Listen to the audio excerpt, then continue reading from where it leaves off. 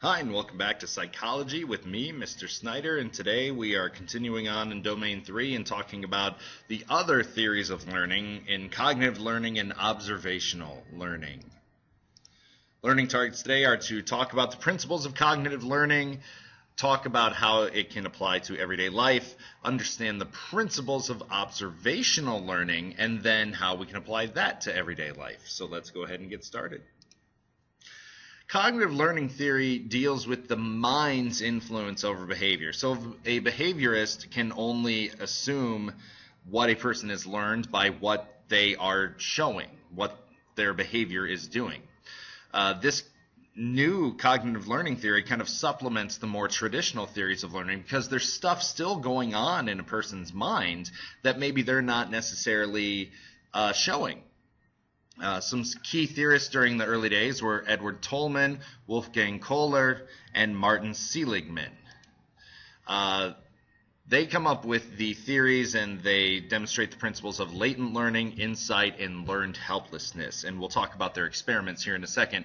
But latent learning is learning that remains hidden until its application becomes useful. So I'll bet when you first got to Carroll High School, it was a complete blank for you. You didn't know where anything was. It was hard to find your way around.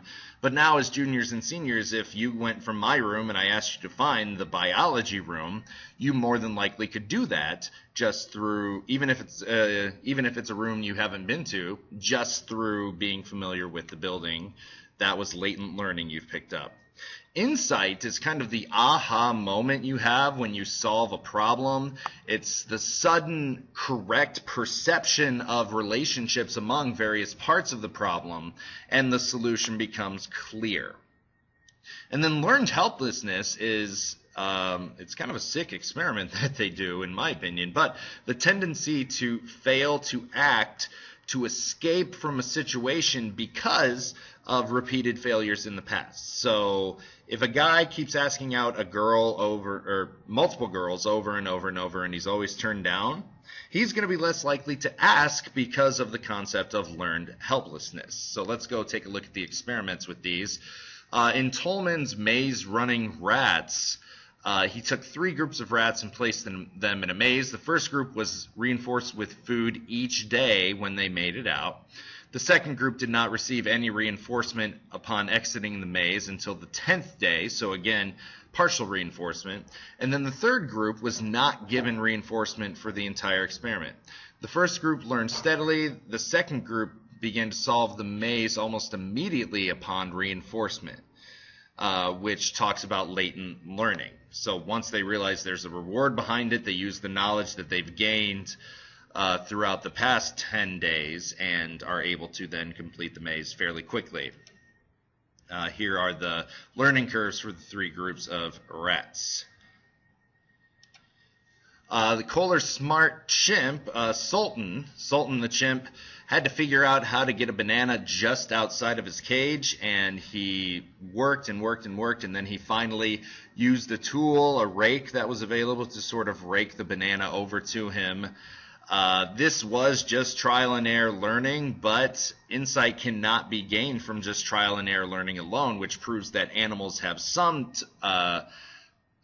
type of capacity for insight, because it requires a sudden coming together of all the elements of a problem and viewing them just right to have that aha moment where you realize what the solution is. And then Seligman's depressed dogs exhibit learned helplessness. Basically, we're trying to condition dogs to fear a certain tone. And so they were presented with the tone that was followed by a painful yet harmless shock to one group of dogs. And the dog is harnessed in so he cannot run away or he cannot escape. And the hypothesis was that the dogs would learn to fear the tone and try to escape before being shocked. The second part of this experiment, we take the dogs and put them in a special box that has a low wall that divides it into 2 different compartments. The dogs that had not been conditioned, who had heard the tone, jumped the wall to avoid the shock. But the dogs that had been conditioned just sat there and took it and did not try to escape. But why? because they learned to be helpless. They learned that there was nothing they could do there to escape, so why go ahead and try? Just buck up and take it. Depression was very early explained, at least by the theory of learned helplessness, by cognitive psychologists. People tend to become somewhat apathetic, often staying in unpleasant environments rather than trying to escape or get out or make their life better. And this is kind of an overall theme that they have of powerlessness and hopelessness. Cognitive learning from all of this is an important part of a form of learning simplified as monkey see, monkey do. And that is basically what observational learning is. You watch someone else do something, and then you imitate that behavior, or you model that behavior. This behavior might or might not be a desirable one, like when the parent says a swear word, as I have done before, and my child then repeats the swear word. Don't you feel good about that? That is what observational learning is. And psychologists have found a link between something. No, they found a link between actually observing violence on television and being violent in real life. So that is something that they are researching more and more to try to come up with a more valid type of data for that. Bandura and the Bobo doll experiment. Albert Bandura is a very, very famous cognitive psychologist. He basically gives the experimenter and the model, he videotapes them. And they interact with toys in the room in front of a child. One does it in an aggressive manner, the other in a non-aggressive way. And then the children are shown these videos of the lady beating up a Bobo doll, and shown exactly how to hammer and do that stuff. The viewers of the aggressive lady played more aggressively with the toys, and they did the same actions to Bobo that the Bandura's assistant had. The model's behavior was imitated even in the absence of a reward for imitating the behavior. So there's no reason for them to go ahead and do this besides they saw someone else do it. And this is sort of a way of learning and performance distinction, which is a kind of latent learning that takes place without any actual performance. And here you can see the child hitting the doll, the Bobo doll, which is kind of a big blow-up clown doll.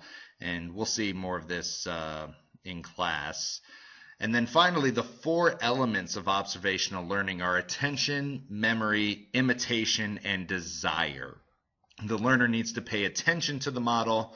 They must be able to retain the memory of what was done. They need to be capable of reproducing the actions and then have the motivation to do so. That's all I have for you today. If you hurry up and fill out those learning targets, bring them back to class. We'll go over them and I'll answer any questions you may have. Have a nice day.